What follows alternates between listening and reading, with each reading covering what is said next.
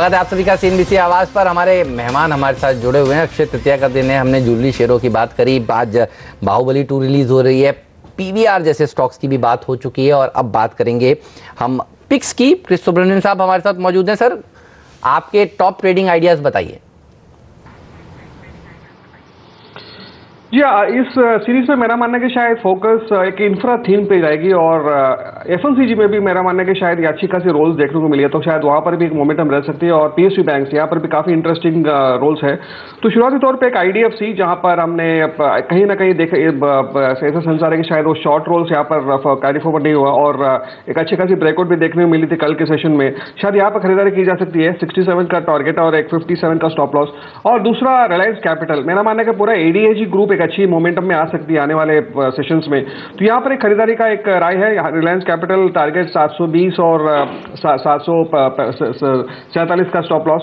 और तीसरा IRB infra, इसमें भी अच्छी खासी कंसोलिडेशन देख रहे हैं, 240 ही अच्छी, इसमें मोमेंटम अभी तक बहुत ज्यादा देखने को नहीं मिली है, लेकिन बहुत ही जबरदस्त रोल्स देखने को मिली है। तो मेरा मानना है कि शायद यहाँ पर खरीदारी करें और 270 269 यहाँ तक जाने की संभावना है और 242 का स्टॉप लॉस रखें। और लास्ट में का ऑप्शन रणनीति, यहाँ पर भी आईडीएफसी का मैं रिकमेंड कर रहा हूँ। यहाँ पर एक 60 का जो कॉल जो कल 3 सवा 3 के आसपास बंद हुआ था, उस पर खरीदारी करके चले।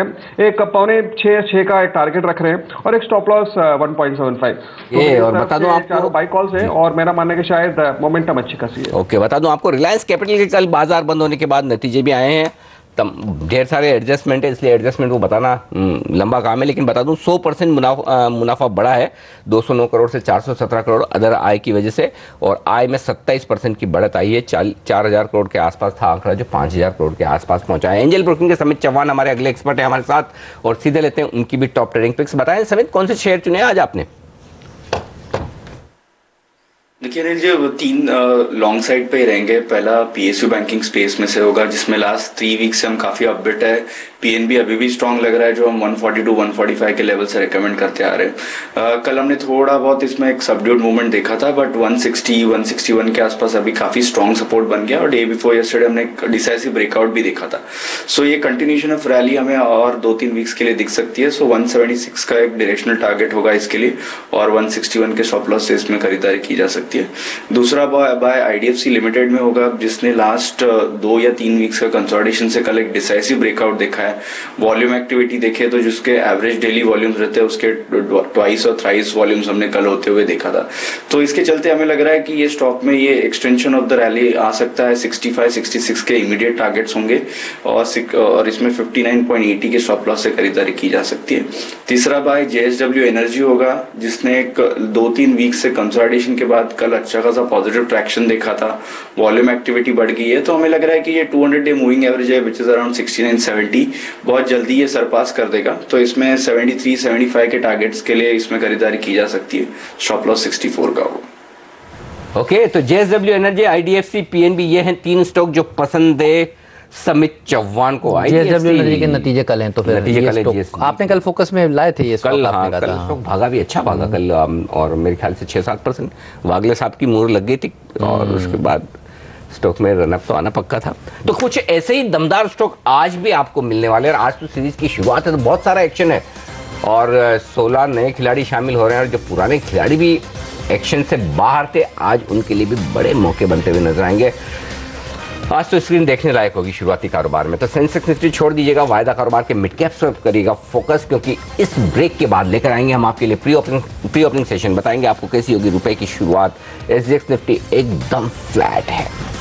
उसके बाद आपको मिलेंगे स्टॉक 2020 में आज 20 बेहतरीन आइडियाज, और स्टॉक 2020 की टीम आज देखने लायक है। एक बेहतरीन थीम है उसमें, मैं भी नहीं बताऊंगा, वो आपको तभी देखनी है। और उसके बाद 9-15 से हमारे सारे एक्सपर्ट्स हैं आपकी मदद करने के लिए, पूरा एक्शन बताने के लिए। बने रहिएगा हमारे साथ इस छोटे से ब्रेक के बाद भी पहला सौदा में।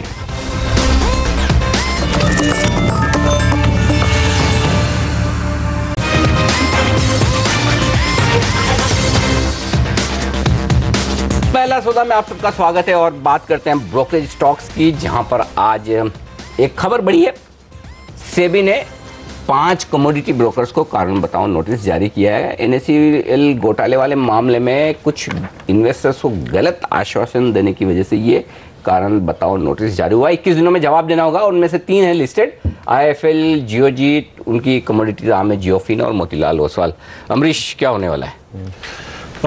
मुझे तो लगता नहीं कि ज़्यादा कुछ होगा। डरने की जरूरत नहीं, डरने की तो ज़रूरत नहीं है शायद, क्योंकि पहले भी देखा है कि whenever such things happen, either the penalty is too small to be bothered about, और यदि in case बड़ा होता है then it goes into appeal, ठीक बात है, and it just goes on।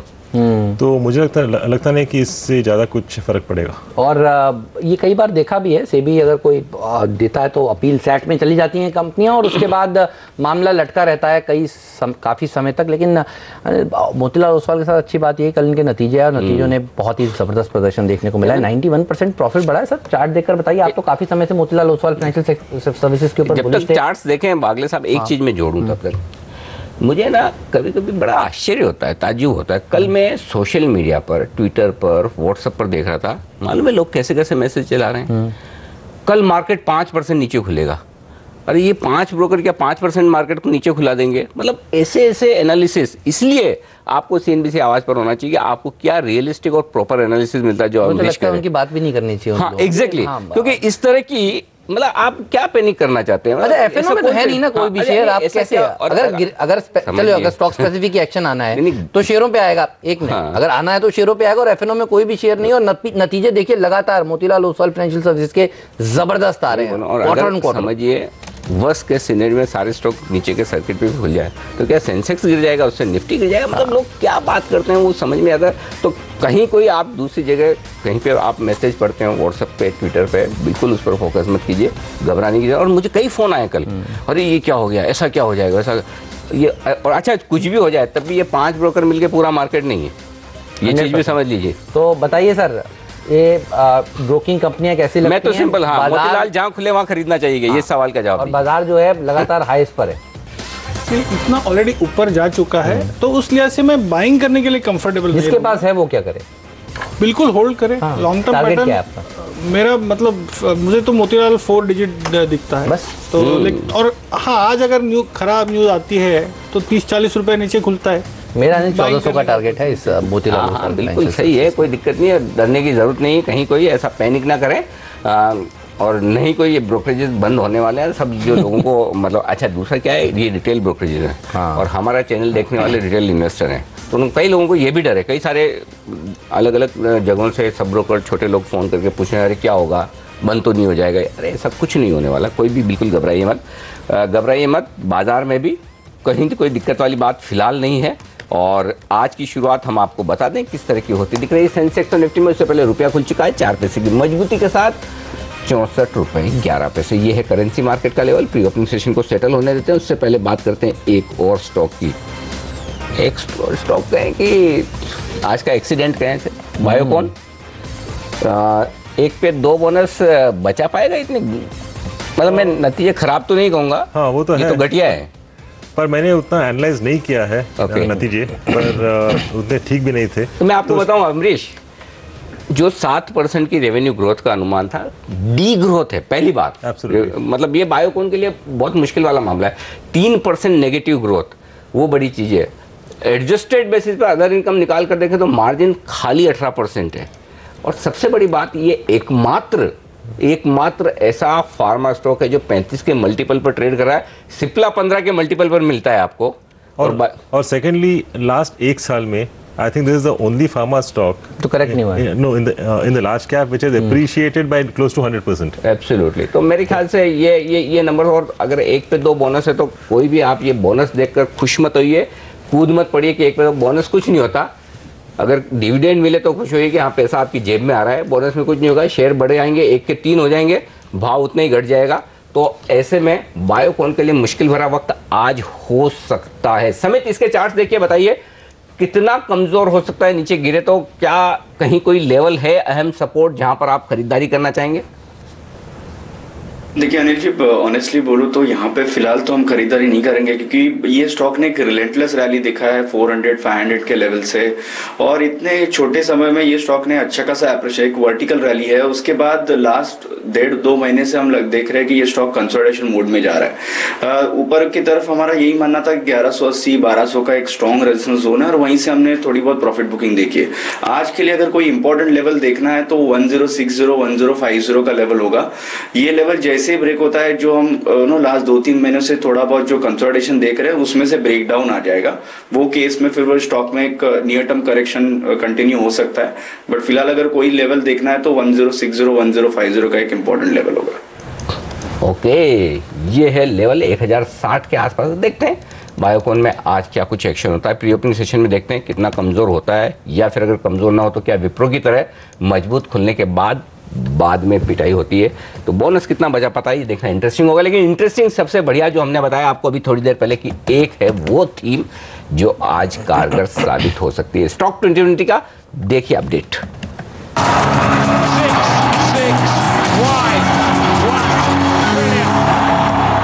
पूरी की पूरी टीम देखिए किस तरह से निकल कर आई है। बल्लेबाजों के ऊपर ही भरोसा किया है।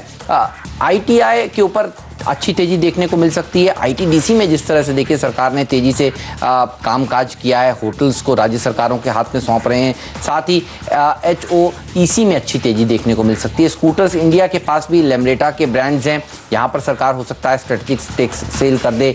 BEL में अच्छी रैली देखने को मिल सकती है। सरकार ने BEML में स्ट्रेटेजिक सेल के लिए तो मर्चेंट बैंकर्स के लिए बोलियां भी मंगाई हैं। SCI में अच्छी रैली देखी जा सकती है। MRPL NBCC को इसलिए शामिल किया है क्योंकि ये दोनों ही सरकारी कंपनियां अब FNO में शामिल हो रही हैं और फ्री हिट का दर्जा सिलेक्टर्स ने दिया है बलरामपुर चीनी को, क्योंकि ये भी FNO में आज से शामिल होने वाला है। रेमंड भी शामिल होने वाला है और रेमंड है इसलिए आज का पिंच हिटर स्टॉक। मेरी टीम में नजर डालिए, यहाँ पे एक खिलाड़ी हमने शॉर्ट कर रखा बायोकॉन, जिसके नतीजे बेहद खराब हैं, इसलिए इसमें बिकवाली की सलाह है। लेकिन HCL इन्फोसिस्टम्स में अपना एक बिजनेस हाइव ऑफ कर रहे हैं, इसलिए खरीदारी की सलाह। प्रिज्म सीमेंट को एक बड़ी लाइमस्टोन माइन 50 साल के लॉट की मध्य प्रदेश सरकार ने, इसलिए खरीदारी। निर्लॉन बहुत बढ़िया नतीजे। वेस्टॉन ने एक टाइप किया बड़े बिल्डर के साथ, वहाँ पे अच्छी तेजी बनेगी। मुक्ता आर्ट्स और PVR बाहुबली 2 के जो फायदे हैं इन दोनों को मिलेंगे क्योंकि एग्जिबिटर्स हैं, सबसे बड़ी स्क्रीन्स हैं इनके पास और आज बहुत सारे शोज़ दिखाए जा रहे हैं। मतलब 9000 स्क्रीन्स पे दिखाए जा रहे हैं, एक दिन में हजार शोज़ हुए, तो उसका फायदा होगा। आशापुरा इंटीमेट में खरीदारी करी क्योंकि यहाँ पे बड़ी फंड बाइंग की खबरें आ रही हैं। IGL में FIA का निवेश 24 से बढ़ा के 30% करने को मंजूरी दी गई, उसका फायदा। और हटसन एग्रो साउथ की लार्जेस्ट डेयरी कंपनी है, बहुत बेहतरीन नतीजे दिए हैं, घाटे से प्रॉफिट में आई है, यहाँ पर भी खरीदारी करें।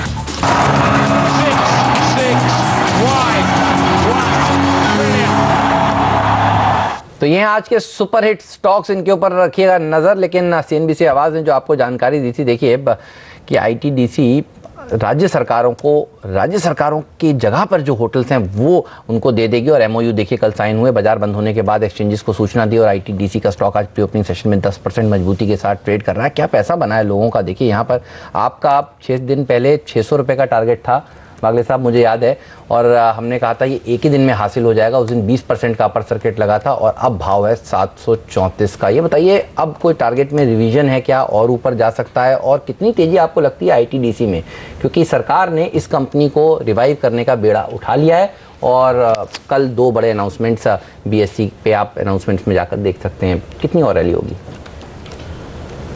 मैंने कहा था कि स्टॉप लॉस डाल के खड़े रहे। आपने कहा था ट्रेलिंग स्टॉप लॉस को ट्रेल करते जाइए, ऊपर की तरफ जाइए। अभी फिर भी मेरा अभी भी स्टॉप लॉस 650 ही बनता है जी। अगर उसके नीचे ट्रेड होगा तो शॉर्ट टर्म वीकनेस होगा जो कि 600 तक 580 तक ला सकता है। बट अदरवाइज मुझे अभी भी ऑब्वियसली यहाँ पर फ्रेश बाइंग की तो सलाह नहीं होगी, ये मैं क्लियर कर दूं। आप स्टॉप लॉस बता रहे हैं, टारगेट भी कुछ अगर नजर आ रहे हैं या ब्लू स्काई में पहुंच गया, ब्लू स्काई में पहुंच गया तो कुछ भी हो सकता है। बराबर है, ठीक बात है। नीला आसमां, ब्लू स्काई जोन। ओके, कुछ और स्टॉक्स जो एक्शन में दिखेंगे। आईबुल रियल क्या बड़े खराब नंबर्स हैं एक्चुअली, कल रिजल्ट आए हैं बाजार बंद होने के बाद। क्रिस जरा बताइए क्या शॉर्ट करना चाहिए? और आज तो वायदा कारोबार के बैन से बाहर भी आ गया, सीरीज की नई शुरुआत है, तो आज तो यहाँ भी खुला मैदान है। इंडिया बुल्स रियल एस्टेट क्या करना चाहिए? सिर्फ 18% प्रॉफिट बढ़ा है, आय घटी है, मार्जिन्स बेहद खराब, मतलब एबिटा लेवल पर परफॉर्मेंस खराब आई है, तो क्या करना चाहिए, या नीचे के लेवल पर खरीदेंगे आप? चिंता का विषय है कि यहाँ पर लास्ट सीरीज में हमने बहुत ही जबरदस्त बढ़त देखे, तो उसकी तुलना में अगर आप देखें तो ये एक प्रॉफिट टेकिंग का एक अच्छा एक कारण भी बन गया। तो मेरा मानना है कि शायद आज के दिन पे एक डेफिनेटली एक डाउन टेक आने की संभावना है, और मेरा मानना है कि शायद नियर टर्म टारगेट अगर पकड़ के चलो तो आई थिंक 140 145 यहाँ तक जाने की संभावना है। तो डेफिनेटली आई थिंक आज के दिन में मुनाफा वसूली या तो फिर शॉर्ट करके चले। चलिए, तो इस शेयर पर रखिएगा नजर। पिछली सीरीज का स्टार परफॉर्मर था, 80% की रैली अप्रैल सीरीज में इस स्टॉक में देखने को मिली। लेकिन बात करते हैं अब एक शेयर की जो कल दबाव में था, यूपीएल, यूनाइटेड फॉस्फोरस। अचानक से सेकंड हाफ में पता नहीं क्या हुआ, अचानक से इतनी तेज गिरावट देखने को मिली। आज देखिए नतीजे आने वाले लगता है, तो नतीजे जिनको लग रहा है खराब है उन्होंने शॉर्ट पोजीशंस बनाई है। यूनाइटेड फॉस्फोरस, क्या वजह हो सकती है नतीजे कमजोर होने की? आप तो ट्रैक करते हैं इसे। एक ही वजह हो सकती है which is forex fluctuation. Okay. और लास्ट ईयर भी बिकॉज ऑफ फ्लक्चुएशन हमने देखा कि परफॉर्मेंस वाज अफेक्टेड। Alright. और इस बार because the rupee has appreciated and nearly 66% of their earnings is from exports, तो मुझे लगता है कि that could be one of the reasons. Support कहाँ पर लेगा ये शेयर? क्योंकि कल गिरा है, अगर चलिए मान लें आज फॉरेक्स की वजह से शेयर गिरता है, तो कहाँ पर खरीदारी करनी चाहिए? क्योंकि देखिए मंदी करने वालों ने तो कल मंदी कर ली जमकर इसमें, अब नतीजे कमजोर आएंगे तो वो कवर भी करने आएंगे। कौन से इंपॉर्टेंट लेवल्स हैं इसके लिए? हेमंत, 750 का वो अहम लेवल था जो पहले रेजिस्टेंस था, जो ब्रेक हुआ था लगभग 19 अप्रैल को, और वहां से ये स्टॉक भागा था। तो करेक्ट मूव आती है तो 760 770 के आसपास आता है, 750 के नीचे जाना नहीं चाहिए। वहां पे स्ट्रॉन्ग सपोर्ट है। ओके, एक और स्टॉक औरोबिंदो फार्मा जो कल कमजोर होता हुआ दिखा, और आज खबर भी एक नेगेटिव आती दिख रही कि यूएस एफडीए का इनके प्लांट 4 के लिए जो इंस्पेक्शन चल रहा है आज खत्म होने वाला है। लेकिन कुछ खबरें ये आ रही कि शायद इस पर एक फॉर्म 483 यानी कि ऑब्जर्वेशन वार्निंग लेटर ये सब कुछ आ सकता है। 10% सेल्स जो यूएस की है औरोबिंदो फार्मा की, ये इस प्लांट से आती है। औरोबिंदो फार्मा, क्या राय है अमरीश, क्या करना चाहिए? कल कमजोर तो होता हुआ दिखा है। One of the weakest pharma stocks, और I think because this US FDA issue, तो शायद हम लोग और भी नीचे का सवाल दे सकते हैं। I mean, I'll not be surprised if we see levels of what 550, 560. ओह, 550 तक के लेवल्स देखने को मिल सकते हैं औरोबिंदो फार्मा में। ये राय अमरीश जी की। अमरीश जी तो काफ़ी मंदी में है, स्टॉक पर भी फिर रखिएगा नज़र। लेकिन वो स्टॉक्स जो एफएनओ में शामिल होने वाले हैं आज से, ये बताइए अमरीश जी, कोई शेयर उसमें अच्छा लगता है आपको? क्योंकि उनमें से कई शेयर हैं जो लगातार हर रोज़ 52 हफ्तों के उच्चतम स्तर छूते जा रहे हैं। लिस्ट आपने देखी है, अपना पिक बताइए। No, I mean from a trading point of view, I think one could be looking at picking it up. जैसे कि मैंने पहले भी कहा है, from an investment angle, इस वक्त मैं कुछ भी नहीं ले रहा हूँ। Okay. I think my only last investment pick, I mean in the last 1 week, was Mahindra and Mahindra, और उसका recommendation देते ही within 2 days देखें कि clearly nearly 7-8% ऊपर चल चुका है। सही बात है। So especially after such moves, I think one has to just stay put, not really go out and aggressively buy unless you're a trader. Chris, आप क्योंकि एफएनओ में हैं, अब आपने इनके पहले चार्ट्स भी देखे होंगे। अब ये सारे शेयर देखिए, Balkrishna Industries, NBCC, Mahanagar Gas, Berger Paint, Canfin Home, ये तमाम शेयर हैं। 16 शेयर जो शामिल होने वाले हैं एफएनओ में। पोजीशंस तो आज से बनेंगी, लेकिन आपको सबसे अच्छा कौन सा लगता है? Nestle, MCX, V Guard, GSFC, Cholamandalam Investment, लंबी लिस्ट है, क्या पसंद है आपको क्रिस?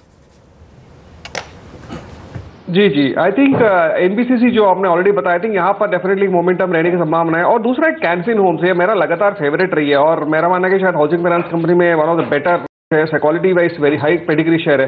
तो कैनफिन होम्स में डेफिनेटली एक 5-6 तक एटलीस्ट इनिशियल टेक पे बन सकती है। और तीसरा बजाज फिनसॉफ्ट, ये भी बहुत ही हाई पेडिग्री स्टॉक है, और पहले थोड़ी बहुत एक वैल्यू ज्यादा है, आई थिंक 4,500 के ऊपर है। तो उस लिहाज से शायद यहाँ पर मतलब स्मॉल ट्रेडर्स के लिए रिकमेंड हो, लेकिन डेफिनेटली यहाँ से मोमेंटम आ सकता है। लास्ट में आई थिंक एमसीएक्स, यहाँ खबर पे भी एक खबर भी है, और खास करके एमसीएक्स में अभी तक परफॉर्मेंस देखने को नहीं मिली। लास्ट हफ्ते भर में थोड़ी बहुत यहाँ पर मूवमेंट पॉजिटिवली चालू है, लेकिन ओवरऑल तेजी में पार्टिसिपेट नहीं किया। तो मेरा मानना है कि शायद जो भी पॉजिटिव न्यूज़ फ्लो वगैरह सुन रहे हैं, उस लिहाज से एमसीएक्स में एक पॉजिटिव मूवमेंट आने की संभावना है। एक और स्टॉक जो बड़ा मजबूत रहा है एमआरपीएल, इसके चार्ट देखिए समित, क्या यहाँ खरीदारी करनी चाहिए? आज से वायदा कारोबार में शामिल हो रहा है।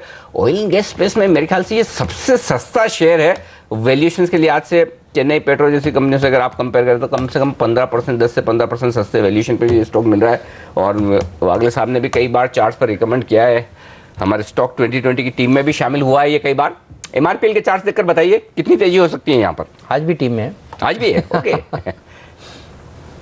देखिए अनिल जी, चार्ट स्ट्रक्चर काफी स्ट्रांग है। जब से इसने ये 70-75 का एक मेजर ब्रेकआउट दिया तब से ये स्टॉक ने इसका स्ट्रांग मूव कंटिन्यू रखा है। हालांकि अगर आप मोमेंटम ट्रेडर हो तो यहाँ से एटलीस्ट 140-142 के लेवल्स पॉसिबल है, जो ऑल टाइम हाई के आसपास होगा। बट यहाँ पे एज एन इन्वेस्टमेंट पर्सपेक्टिव ये लेवल पे हम रिकमेंड नहीं करना चाहेंगे। इनफैक्ट ये स्टॉक में थोड़ा कंसोलिडेशन या माइनर प्रॉफिट बुकिंग आता है, तो लो लेवल्स पे अराउंड 120 एक अच्छा बेट बनेगा, और फिर वो केस में ये स्टॉक उसके जो 140-142 के लेवल्स है वो ब्रेक कर सकता है। So as a momentum trader आप 140-142 के लिए इसमें ट्रेड कर सकते हो, छोटा स्टॉप लॉस रख के। बट अगर आपका डायरेक्शनल व्यू है तो मेरे ख्याल से एक 120-125 तक एक डिप के लिए वेट करना चाहिए। और कुछ स्टॉक्स जो आज कमजोरी के साथ खुलने की तैयारी कर रहे हैं, जीवन नंबर के बाद आज देखिए 5% नीचे खुलने की तैयारी ये कर रहा है। बायोकॉन नतीजों के बाद करीब 2% नीचे खुलने की तैयारी कर रहा है। यूनाइटेड फॉस्फोरस कल भी पिटाई हुई थी, आज 1% नीचे खुलने की तैयारी ये शेयर कर रहा है। रिलायंस कैपिटल में सुस्ती के साथ शुरुआत होगी लेकिन सर्किट पर खुलेगा। ITDC का स्टॉक इंडिया बुल्स वेंचर्स आज फिर सर्किट लगाने की तैयारी में, कल नीचे का लगा था, आज ऊपर का नतीजों के बाद। और बाहुबली के चलते मुक्ता आर्ट्स देखिए 5% मजबूती के साथ खुलने की तैयारी करता हुआ 100 रुपए के ऊपर जाता हुआ ये शेयर। बिल्कुल, तो ये तमाम शेयर हैं जो आज एक्शन में दिखेंगे आपको, और शुरुआती कारोबार में उन तमाम 16 शेयरों पर भी रखिएगा नजर जहां पर एक्शन होता हुआ दिख रहा है आज के प्री ओपनिंग सेशन में। और खबरों के दम पर नतीजों की लास्ट से बड़े दिन वाला है, और मिड कैप्स कई सारे जो नतीजे पर रिएक्शन देने वाले हैं उन पर भी फोकस रहेगा। बाजार इस बीच ठीक खुल रहे हैं, कोई खास दिक्कत वाली बात नहीं। 35 अंक ऊपर सेंसेक्स और 1 अंक नीचे निफ्टी है, तो शांत शुरुआत होती दिख रही है भारतीय बाजारों की सीरीज के पहले दिन। रेंज बाउंड ट्रेड, और उसके बाद देखेंगे किस तरफ का डायरेक्शन बाजार लेने की कोशिश करते हैं। तो तैयारी कर लीजिए अब आज की पारी की शुरुआत की। और कोई भी स्टॉक ऐसा नहीं है जो निफ्टी में बहुत बड़े गैप से ऊपर या नीचे 1% की रेंज में सारे स्टॉक खुल रहे हैं, तो एक्शन निफ्टी में नहीं होगा, निफ्टी के बाहर होगा, और वो तमाम और पूरा एक्शन हम आपको बताएंगे। पहली टिक आपकी स्क्रीन पर आती है सेंसेक्स और निफ्टी पर शुरुआत की है भारतीय बाजार ने 15 अंकों की मजबूती के साथ सेंसेक्स पर 2 अंक नीचे खुलता हुआ निफ्टी, और मिड कैप इंडेक्स में मामूली तेजी के साथ शुरुआत हुई है। बैंक निफ्टी 50 अंक नीचे। कौन से स्टॉक्स हैं एक्शन में? अदानी पोर्ट आधा % ऊपर, Tech Mahindra 1%, Bank of Baroda 1% ऊपर है, बजाज ऑटो में खरीदारी और अरबिंदो फार्मा मामूली नुकसान के साथ। हिंडाल्को 1% ऊपर है, HDFC बैंक हिंडाल्को 1% नीचे, HDFC बैंक 1% नीचे, HUL एच लेटर के लिए दिन अच्छा नहीं है। भारतीय एयरटेल 1% नीचे। तो ये कुछ एक स्टॉक्स हैं जो कमजोर खुलते हुए दिख रहे हैं। आइए वायदा कारोबार के खिलाड़ी बता दूं आपको। आईबुल रियल 4% नीचे, उज्जीवन 3% नीचे, बायोकॉन 3% नीचे। तो नतीजों के दम पर ये तमाम मिड कैप्स काफी तेजी से गिरते हुए दिख रहे हैं। 6% आईबुल रियल नीचे, बेहद खराब नंबर्स, और उसके बाद ये मार पड़ना स्वाभाविक है। वेदांता 1.5% नीचे, रिलायंस कैपिटल भी 1.5% नीचे। तो सारे के सारे स्टॉक जो कमजोर हो रहे हैं वो नतीजों के दम पर ही कमजोर होते हुए दिख रहे हैं। 1100 पर आता हुआ बायोकॉन, और अदानी एंटरप्राइजेज 2% ऊपर है, PVR में 2% की मजबूती, इंडो काउंट 2% ऊपर खुलता हुआ दिख रहा है। ये कुछ एक स्टॉक्स हैं जो मजबूती के साथ खुलने के संकेत इस वक्त आपको देते हुए दिख रहे हैं। तो यहाँ पर एक्शन तेजी की तरफ। कुल मिलाकर ये स्टॉक्स हैं एक्शन में। निर्लोन एक और स्टॉक है जो 10% ऊपर खुलता हुआ दिख रहा है नतीजे के बाद, और ITDC 7% की मजबूती के साथ शुरुआत करता हुआ। बिल्कुल, तो बाहुबली 2 का असर PVR पर, मुक्ता आर्ट्स पर साफ तौर पर देखने को मिल रहा है। FNO में सबसे अच्छा प्रदर्शन दिखाने वाला शेयर देखिए PVR का ही है। साथ ही नज़र होनी चाहिए आपकी छोटे मझौली कंपनियों पर। प्रिज्म सीमेंट आज का टॉप 5 स्टॉक्स में भी ये शामिल था, और देखिए जिस तरह से इनको सतना में जो इनका प्लांट है उसके लिए प्रिज्म सीमेंट करीब 8-7% ऊपर है। हाँ, ये देखिए सतना में जो इनका सीमेंट का प्लांट है उसके लिए इनको जो 50 साल के लीज दी गई है, इसके चलते देखिए तेज़ी देखने को मिल रही है। NBCC ये आज से FNO में शामिल हो रहा है, MRPL शामिल हो रहा है, 2-2% मजबूती के साथ खुलने की तैयारी इन्होंने करी है। और देखिए बलरामपुर चीनी भी करीब 1-1.5% मजबूती के साथ कारोबार कर रहा है। नतीजों के बाद मारुति के ऊपर बड़े ब्रोकरेज हाउसेस के 7-7 हज़ार से ऊपर के टारगेट्स आते हुए, तो मारुति का शेयर भी मजबूती के साथ आज के दिन कारोबार करता हुआ। लेकिन आज का एक्सीडेंट तो इंडिया बुल्स रियल एस्टेट है, 4% वीक। बायोकॉन नीचे है, तो सिंजन भी देखिए इसी के ग्रुप की कंपनी, यहाँ पर भी 3% का दबाव के साथ इस समय कारोबार होता हुआ। लेकिन सरकारी कंपनियाँ आज फोकस में हैं। 5% ऊपर ITDC, ITI में भी अच्छी तेजी देखने को मिल रही है। अच्छा, HCL इन्फोसिस्टम्स ये अपने एजुकेशन कारोबार को बेचने की बात कर रही है, तो यहाँ पर भी तेजी आज देखने को मिल रही है। तो स्टॉक स्पेसिफिक एक्शन भरपूर है, लेकिन बाजार में ऊपरी स्तर से थोड़ा दबाव देखने को मिल रहा है। 100 अंक नीचे सेंसेक्स है और 3 दिनों की तेजी के बाद कल भी भारतीय बाजार लाल निशान में बंद हुए थे और आज शुरुआत भी थोड़ी कमजोरी के साथ होती हुई। बैंक निफ्टी भी वीक है। बिल्कुल, थोड़ा दबाव साफ तौर पर बनता हुआ दिख रहा है, लेकिन बाजार के नए खिलाड़ी काफी एक्शन में। फोर्टिस हेल्थकेयर 3% ऊपर है, एनबीसीसी में 3% का इजाफा। एमआरपीएल बलरामपुर चीनी, जी हाँ, इस स्टॉक पर एक बार राय ली जाए। बलरामपुर चीनी वायदा कारोबार का नया खिलाड़ी, यहाँ पर बढ़िया एक्शन होता हुआ दिख रहा है। यहाँ पर क्या खरीदारी का मौका है? कोई अमरीश पसंद है आपको? क्योंकि एक और खबर जो चल रही है कि इस बार इन्हें इन्वेंट्री गेन जबरदस्त होने वाले हैं बलरामपुर चीनी में। काफी बढ़िया एक्शन ये हो सकता है, चूंकि अब और शुगर केन के एरियर्स में इनके ज्यादा है नहीं। क्या नए वायदा कारोबार में आने के बाद कोई तेजी का मौका है? उत्तर प्रदेश में एक चीनी की नीति भी तैयार हो रही है। तो मुझे लगता है कि yes, I think one could take a call on this at this point of time, but again I would say it's more of a short term call. And because it has come into F&O, I think it can move up some more from here. अच्छा, CEAT आज देखिए nervous होता हुआ, नतीजों से पहले 2% कमज़ोर है। क्या इसे शॉर्ट करना चाहिए? आप तेज़ी की बात तो कई बार कर चुके हैं, आज अगर नंबर्स कमज़ोर आते हैं तो फिर ये गिर भी सकता है। क्या यहाँ पर शॉर्ट पोजीशंस बनाई जा सकती हैं? अवॉइड करेंगे? मैं तो अवॉइड करूंगा, क्योंकि परसों जो ब्रेकआउट आया है उसका इम्पैक्ट आएगा, लेकिन अगर आप जैसे कह रहे हैं रिजल्ट खराब आएगा, मैं शॉर्ट नहीं करूंगा, मैं वेट करूंगा। ओके, एक और स्टॉक जो बड़ा तेजी में आता दिख रहा है वो है ओबीसी। आज देखिए 2% मजबूत है। बैंक्स जहां एक और थोड़े वीक होते दिख रहे हैं, एक तो संकेत साफ दिख रहा है कि बैंक्स जो कमजोर है वो दिग्गज ही हैं।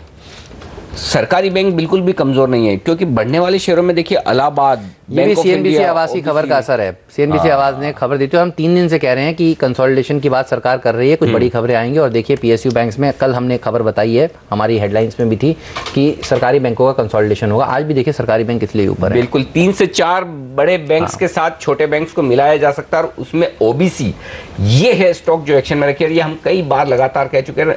ओबीसी में भी वही चीज आपको देखने को मिलेगी जो सीएससी, इंडिया सीमेंट या जेएसडब्ल्यू एनर्जी में देखिए। ये एक पोजिशनल ट्रेड है जहां पर जबरदस्त खरीदारी होती हुई दिख सकती है, क्योंकि यहाँ पर एक तो वागले साहब एनपी की रिकवरी का मामला है, इस बार के जो रिजल्ट आएंगे वो, और दूसरा ये कि जो कंसोलिडेशन की बात हो रही है, ओबीसी बैन से बाहर निकला है, खरीदना चाहिए अनिल जी, बिल्कुल खरीदना चाहिए। बात करते करते 1-1.5 रुपए की मूवमेंट आ गई, लेकिन स्टॉप लॉस थोड़ा लंबा होगा 161 का, थोड़ा सा उसके नीचे। और ऑन द अपसाइड मैं समझता हूँ 168 का हमको इंट्राडे या मे भी कल तक, मंडे तक टारगेट मिलना चाहिए। ओके, चलिए तो स्टॉक पर रखिए नज़र और कहाँ पर पोजीशंस बन रही हैं। उज्जीवन देखिए ओपन इंटरेस्ट 11% बढ़ा है, शेयर 2% कमज़ोर है। उज्जीवन, क्रिस, चार्ट्स कैसे लग रहे हैं आपको? पोजीशंस कैसी बन रही हैं यहाँ पर, क्या व्यू है? जी, ब्रॉडली ये सब जो नए लिस्ट यहाँ पर एफएनओ के खिलाड़ी आई थिंक थोड़ा बहुत कॉशियस व्यू रख रहा होगा, और मेरा मानना है कि शायद यहाँ पर ऑलरेडी लास्ट आई थिंक 8-10 दिन में अच्छी खासी यहाँ पर एक वीकनेस काफी देखने को मिल रही है। तो मेरा मानना है कि शायद थोड़ा कॉशियस रहे, कोई बाउंस मिले 415 आसपास है तो एक बार बिकवाली करके चले, तो आई थिंक कोई प्रेफरेंस पोजीशन का मैं यहाँ सलाह नहीं दूंगा।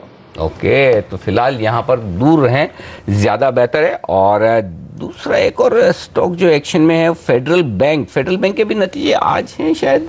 हाँ, आज ही है। हाँ, आज है। CEAT, UPL, federal bank, IDFC पर हमारे सारे एक्सपर्ट्स बुलिश हैं, आपको बता भी दें तो इनके नतीजे आज हैं। रेमंड, केशोराम के भी नंबर्स भी आ गए। रेमंड आज से वायदा कारोबार में भी शामिल हो गया है। बिल्कुल, फेडरल बैंक का एक और स्टॉक है जिस पर मैं राय लेना चाहता हूँ। अमरीश, क्या आप ट्रैक कर रहे हैं फेडरल बैंक को? क्योंकि थोड़ा बहुत ट्रैक करता हूँ, and I think like hopefully the result should be decent. क्योंकि इसमें भी वही है मामला कि कई सारे ऐसे एनपीए जो ऑलरेडी अकाउंट कर चुके हैं, बुक कर चुके हैं, और उसके बाद इस क्वार्टर में इन्होंने एआरसीज को बेचे हैं। 35 से 40% वो आ रहा है। तो एनपीए रिकवरी एसेट क्वालिटी जो सुधरनी चाहिए। Yeah, I mean that is one. Number two, I mean whatever we've been hearing for the last couple of months or last 1.5-2 years कि शायद यहाँ पे एक consolidation हो सकता है, and this is one of those apt private sector banks which can be taken over. बिल्कुल, और इसी पर एक चूंकि वायदा कारोबार का स्टॉक है फेडरल बैंक, राय ले ली जाए क्रिस से। क्रिस, खरीदेंगे आप? अनिल जी, आई थिंक सबसे बेहतर रोल्स इसी में देखने को मिली है, लेकिन कहीं ना कहीं एक टॉपिश फॉर्मेशन देखने को मिल रही है। तो करेंटली लेवल पे शायद कोई मुश्किल है यहाँ पर, शायद 95-100 के बीच में एक अच्छी खासी मुनाफा वसूली आ सकती है। तो वेट एंड वॉच भी, रिजल्ट्स के लिए वेट करें, लेकिन डेफिनेटली ओवरऑल अगर प्रेफरेंस के तौर पर अगर आप देखें तो अगर कोई भी प्रॉफिट टेकिंग में अगर 85-90 के आसपास आता है तो वापस एक खरीदारी की एक चांस आने की पूरी संभावना है। तो इस बैंक पर रखिएगा नजर। और सीएनबीसी आवाज का जैकपॉट स्टॉक भी रहा है, ये अब सेंचुरी मारने की बिल्कुल करीब पहुंचता हुआ। लेकिन कौन से स्टॉक 2020 के स्टॉक्स हैं जहां पर दमदार प्रदर्शन देखने को मिल रहा है। देखिए निर्लॉन, यहां पर खबरें थी, नंबर्स बहुत जबरदस्त आए, 7.5% का उछाल, इन्वेस्टमेंट ग्रेड का स्टॉक है और आज नीरज ने इसको अपनी टीम में शामिल किया था। प्रिज्म सीमेंट में देखिए अच्छी तेजी देखने को मिल रही है खबरों के दम पर, जो इनके हाथ में नए लाइमस्टोन के माइंस दिए गए हैं। सतना की यूनिट के लिए 50 साल के लिए लाइमस्टोन इनको मिलेगा।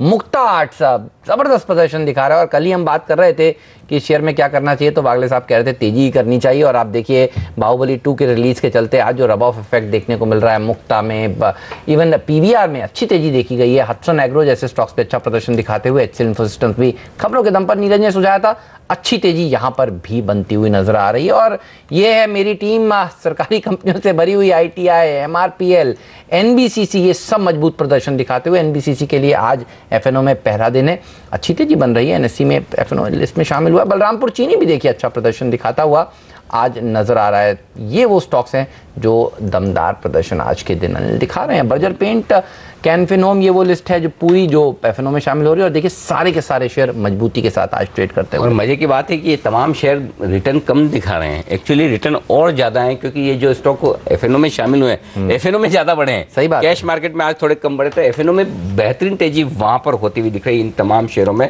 ये एक संकेत साफ तौर पर इंडिया सीमेंट के ऊपर वागले साहब का कुछ कॉल है और देखिए ये वो स्टॉक है जिसने पिछली सीरीज में भी 32% का रिटर्न दिया था।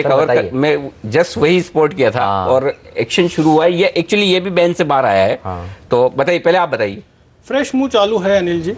मैं पहले स्टॉप लॉस बता दूं, 216.50, अभी 219 है, थोड़ा लंबा है लेकिन टारगेट भी 230 के ऊपर है, तो 230, 232, अभी 220 तो हो गया। क्या अच्छा पीवीआर पे भी आप कह रहे हैं आप बुलिश है, क्योंकि आपने 2 शेयर लिखे। देखिए वागले साहब के जैसी चार्ट्स पर कुछ आता है तो वागले साहब लिख देते हैं कि पीवीआर और ये बुलिश है। वो बजर वाला सिस्टम होना चाहिए, जिसके एक्सपर्ट के पास कोई चार्ट पर कुछ आए ना तो बज दबाए और यहाँ पर एक स्क्रीन पर बज हो और हम आपको बताएं। बताइए सर जल्दी से, इससे पहले भाग जाए। पीवीआर भी मुझे 1700 के ऊपर का व्यू है, 1640 है, तो 1 से 2 दिन में 1700, 1720 तक जा सकता है। इसका स्टॉप लॉस होगा 1615। और किस लेवल से आप इसे रिकमेंड कर रहे हैं? आई थिंक हमने मार्च में 1300 के लेवल पे बात की थी और वो आई थिंक आप ही ने फिल्म के मामले में आप काफी क्या जबरदस्त। जो गोरे ब्रोकरेज हाउसेज हैं अगर उनको कोई शेयर पसंद है इस इंडस्ट्री में तो पीवीआर है। बिल्कुल 700-800 रुपए से हम लगातार रिकमेंड करते आ रहे हैं। स्टॉक में अब भी दम है और ये दमदार प्रदर्शन आज ढेर सारे स्टॉक्स में साफ तौर पर दिखा। देखिए सेंसेक्स निफ्टी भले आपको नीचे दिख रहे हो, इसलिए हम कह रहे थे कि आज इधर नजर डालिए ही मत क्योंकि एक्शन वहाँ है ही नहीं।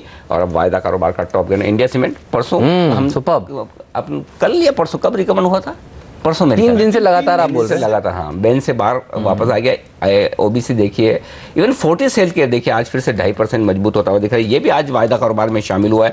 चोलामंडलम ये 2.5% मजबूत होता हुआ दिख रहा है, यहाँ पर बड़ी तेजी होती हुई दिख रही है। तो ये तमाम स्टॉक से जो पोजिशनल ट्रेड्स की आजकल हम बात करते हैं क्योंकि एक्चुअली उसका रीजन ये कि कब स्टॉक बैन में चले जाए कब बाहर आ जाए पता नहीं चलता है। एक और स्टॉक जहां पर बड़ा पोजिशनल ट्रेड बन सकता है वो है जिंदाल स्टील। ये लंबे समय के बाद बैन से बाहर आए क्योंकि ये स्टॉक काफ़ी दिनों, ओबीसी, ये कुछ इंडिया सीमेंट ऐसे स्टॉक है जो वापस बाहर भी आ जाते हैं, लेकिन जिंदाल स्टील ये लंबे समय के बाद अब बैन से बाहर आया। काफ़ी वक्त इसने पिछली सीरीज में बैन में निकाला था। ये एक बेहतरीन पोजिशनल ट्रेड हो सकता है। यहाँ पर क्या कहीं कोई मौका है आज सीरीज की शुरुआत में जब बैन से बाहर निकला है? समित आप बताएं, वायदा कारोबार के ट्रेडर्स के लिए खरीदारी करेंगे आप? देखिए इमीडिएटली हमें लग रहा है कि ये कंसोलिडेशन फेज जो हम लास्ट 1-1.5 महीने से देख रहे हैं वो और थोड़ी कंटिन्यू हो सकती है। इसके लिए अगर आप डायरेक्शनल कॉल लेना चाहते हो, अगर 1.5-2 महीने का कॉल लेना चाहते हो तो एक best buying zone would be around 110 to 106। ये एक काफी स्ट्रॉन्ग जोन है, यहाँ पे हम डेफिनेटली खरीदारी की सलाह देंगे और हमें 2 से 2.5 महीने का इसका टारगेट्स अराउंड 148 का लग रहा है। So we are quite optimistic on this stock, but इसमें अगर आपको रिस्क रिवॉर्ड रेशियो वाइज अगर कोई पे बाय करना है तो 110 से लेके 108 एक अच्छा खासा बाइंग जोन हो सकता है। बाजार पर नजर रखिए, 9300 का स्तर टूटने वाला है। हम आपसे कह रहे थे आज थोड़ी दिक्कत की बात है, मिड कैप इंडेक्स में भी दबाव के साथ अब कारोबार होने लगा, खुला तो मजबूत था। निफ्टी देखिए ये दरअसल अमरीश बलिगा जी का इफेक्ट है। देखिए वो कह रहे हैं कि वो बेचकर घूमने जा रहे हैं साउथ अफ्रीका, तो दबाव काफ़ी बन रहा है। बलिगा जी आप अच्छा 30,000 के नीचे लीजिए, सेंसेक्स भी आ गया और बैंकिंग स्टॉक्स प्रेशर में हैं साफ तौर पर। चलिए कुछ और शॉर्ट के कैंडिडेट्स आपके लिए निकालेंगे एक छोटे ब्रेक के बाद। अभी हाजिर होते हैं हमारे सभी मेहमान। बलिगा साहब संदीप वागले साहब, क्रिस सुब्रमण्यम जी, समित चौहान जी, सब हमारे साथ बने हुए हैं। आप बने रहिए देश के नंबर 1 बिजनेस चैनल आपके अपने CNBC आवाज के साथ।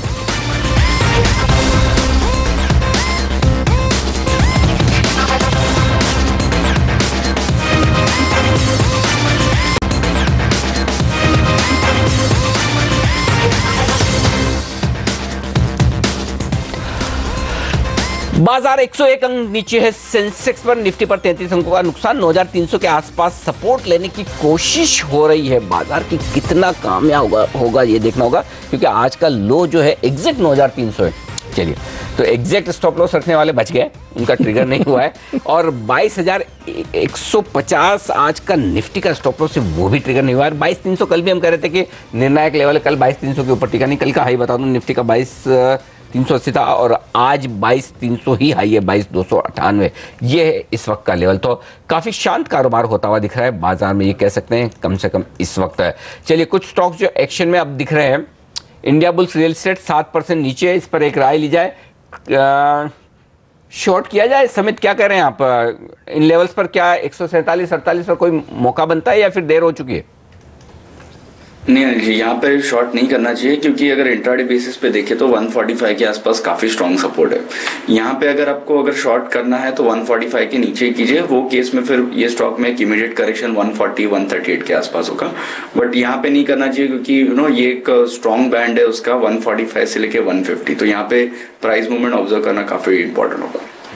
और श्रीराम ट्रांसपोर्ट, इसके नंबर्स जो कमजोर आए हैं, देखिए ये शेयर भी 1.5-2% नीचे है। बलिया साहब, आप क्या राय रखते हैं आप इस पर?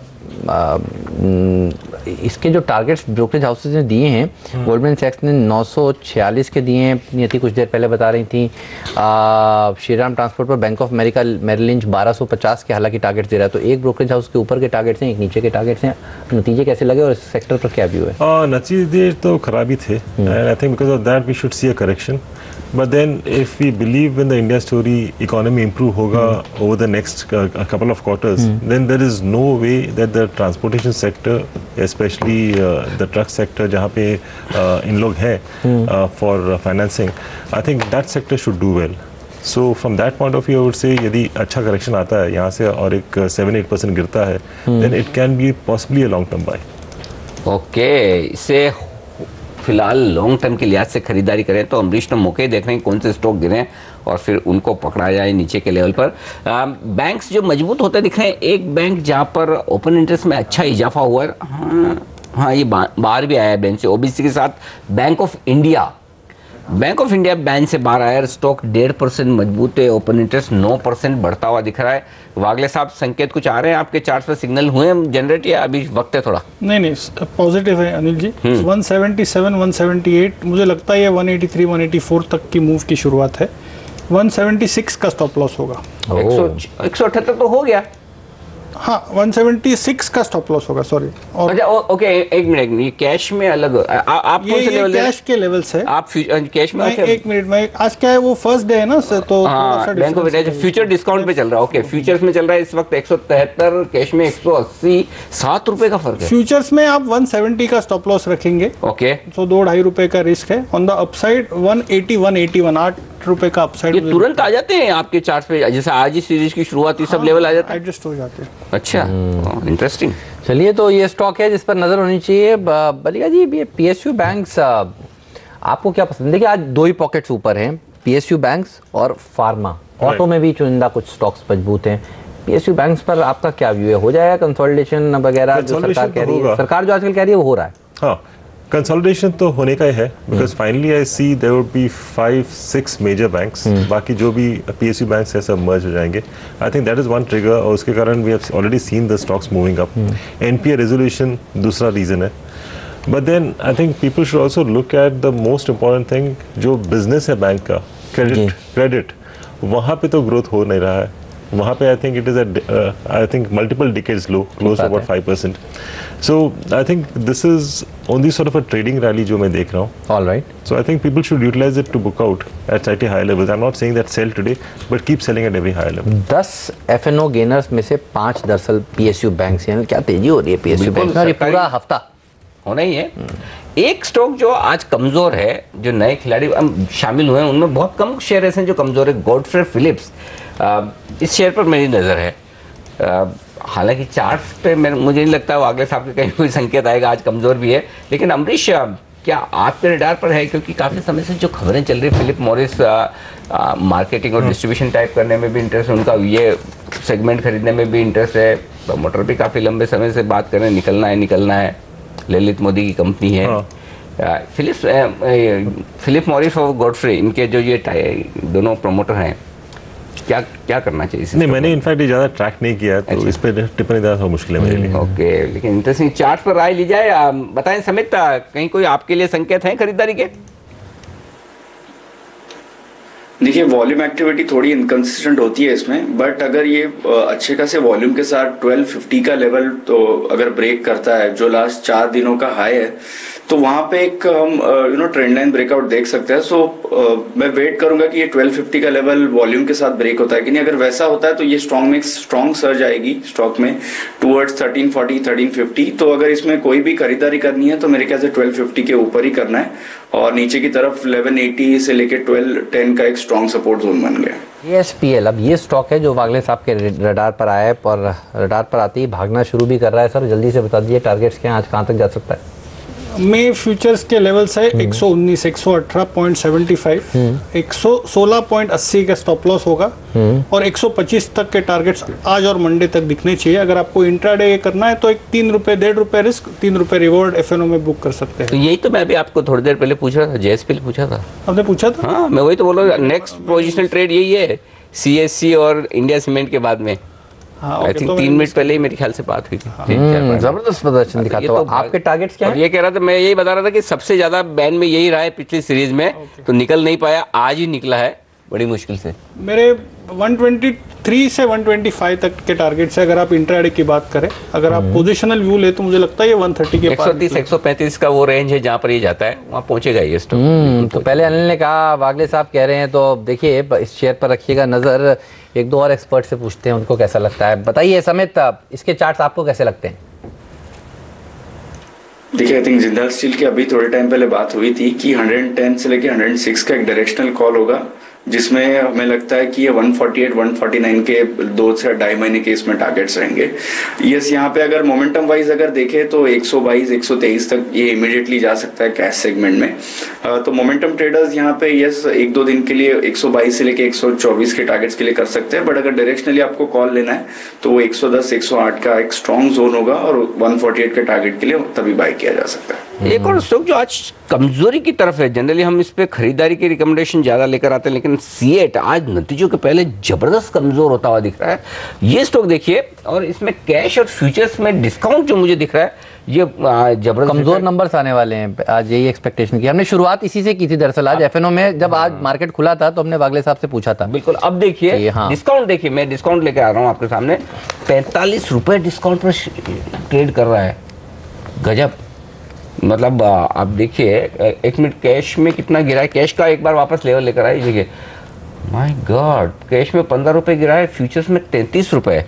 ये इंटरेस्टिंग। क्रिस, क्या संकेत है, इस स्टॉक को शॉर्ट किया जाए इन लेवल पर? और ओपन इंटरेस्ट देखिए 7.5% बढ़ा है, नंबर्स खराब है, तो फिर इस स्टॉक का इन लेवल पर टिकना मुश्किल है, क्योंकि बहुत महंगा है और बहुत ऊपर बढ़ चुका है ऑलरेडी। जी, आई थिंक लास्ट सीरीज में अगर आप देखें तो I think towards the end Apollo Tyre, CEAT, इसमें सब जबरदस्त यहाँ पर बढ़त देखी, और जहाँ नतीजे कमजोर आने की आशंका है तो डेफिनेटली एक केस बनता है यहाँ पर शॉर्ट करने की। तो नियर टर्म में डेफिनेटली कॉशियस रहने का सलाह होगी। जिनके पास लॉन्ग पोजिशन है शायद उसको यहाँ पर स्क्वायर अप कर सकते हैं। ओवरबॉट भी है, चार्ट भी अगर ओवरबॉट है, और मेरा मानना है कि शायद यहाँ पर अगर फिसला तो एक कम से कम 1450 यहाँ तक जाने की पूरी संभावना है। अच्छा, तो सीएट के अगर नंबर्स कमजोर आएंगे, जो कि बाजार मानकर चल रहा है, जो जैसा कि हमने आपको बताया, तो फिर अपोलो टायर में भी गिरावट देखने को मिलेगी। MRF तो चलिए बड़ा टिकट साइज का शेयर है, गिर तो वो भी सकता है फिर, लेकिन समित अपोलो टायर बताइए कितना फिसल सकता है, कौन से लेवल्स इसके लिए इंपॉर्टेंट है फिर? देखिए जो प्रीवियस हाइज थे जहां से इसने लास्ट वीक एक क्लियर डिसाइसिव ब्रेकआउट देखा था अराउंड 232 233, वो लेवल्स रिटेस्ट हो सकते हैं। इसमें जो कभी भी करेक्शन आता है तो 230 233 के लेवल्स एक बार रिटेस्ट हो सकते हैं, बट डायरेक्शनली वो एक अच्छा खासा बाइंग अपॉर्चुनिटी होगा क्योंकि स्टॉक एक अच्छे खासे स्ट्रॉन्ग अप ट्रेंड में है और लास्ट वीक में ही इसने एक डिसाइसिव प्राइस वॉल्यूम ब्रेकआउट देखा था। तो यहाँ पे कोई भी करेक्शन आता है तो 233 230 के रेंज में यहाँ पे एक अच्छी खासी खरीदारी हो सकती है। ओके और इस बीच एक और स्टॉक जो वागले साहब के थम्स अप पर आता दिख रहा है, जिंदाल स्टील की हमने बात की, JSW स्टील मेटल स्पेस से एक और शेयर है। वागले साहब पहले आप अपने लेवल्स बता दें। मे फ्यूचर 201.50 का अभी ट्रेड है, 202.50 मतलब 203 के आसपास में ज्यादा कंफर्टेबल रहूंगा। आई थिंक बात करते करते हो जाएगा। अब आपको भी कॉन्फिडेंस आने लगेगा वाला, हमें तो पहले से ही था आप में कॉन्फिडेंस। ये आपके ऊपर का कॉन्फिडेंस है, हो गया 203.50। आप ₹2 का स्टॉप लॉस रखिए 1% का इसमें, और ऑन द अपसाइड 210 से 212। वाह 210 से 212। तो आज ये स्टॉक मेटल पर जो वो मेटल जो चले नहीं है, देखिए JSPL JSW स्टील इन स्टॉक्स का दिन है, ये भागने के लिए तैयार होते हुए दिख रहे हैं। अनिल चाय के शेयर देखिए, अचानक से हमारी टिकर टीम बता रही है हैरिसन मलयालम, जयश्री टी, ये देखिए क्या रैली देखने को मिल रही है। कोई फंडामेंटल रीजन बलिगा साहब या ट्रेडर्स डिलाइट हैं? मुझे तो लगता नहीं कि कोई फंडामेंटल रीजन है। आई think it is more of sector rotation. जो चले नहीं है चलने चाहते। मैं पिछले 1.5-2 महीनों से कॉफी की जगह चाय पीने लगा हूँ। फंडामेंटल इतनी चाय पीने लगे? जनरली क्या होता है कि वो मार्केट में टेंडेंसी है कि कोई स्टॉक चल जाने के बाद हम खबर ढूंढते हैं कि क्यों हो गया है। मजाक की बात है। चलिए, लेकिन वक्त है आप सबसे विदा लेने का। बहुत बहुत शुक्रिया बालिगा साहब, वागले साहब और क्रिस सर, और साथ ही समित चौहान साहब आपका हमारे लिए वक्त निकालने के लिए, हमारे दर्शकों को आज सुबह अपनी राय देने के लिए। पहला सौदा में ब्रेक का वक्त है और ब्रेक के उस पार हमारे साथ जुड़ेंगे एक ऐसे फंड मैनेजर जिनके फंड ने बेहद जबरदस्त और दमदार परफॉर्मेंस दी है और लाइफ टाइम हाई पर जिसकी NAV चल रही है। पिछले 3 साल से इस फंड की जबरदस्त परफॉर्मेंस है। इस फंड की परफॉर्मेंस और इस फंड के पोर्टफोलियो पर बात करेंगे, किस तरह के स्टॉक्स, किस तरह के सेक्टर्स इस फंड में, आप देखेंगे चौंक जाएंगे कि वाह क्या ऐसे शेयर हैं इस फंड के पोर्टफोलियो में। हमारे साथ जुड़ेंगे मोतीलाल ओसवाल म्यूचुअल फंड के फंड मैनेजर गौतम सिन्हा रॉय साहब इस छोटे से ब्रेक के बाद।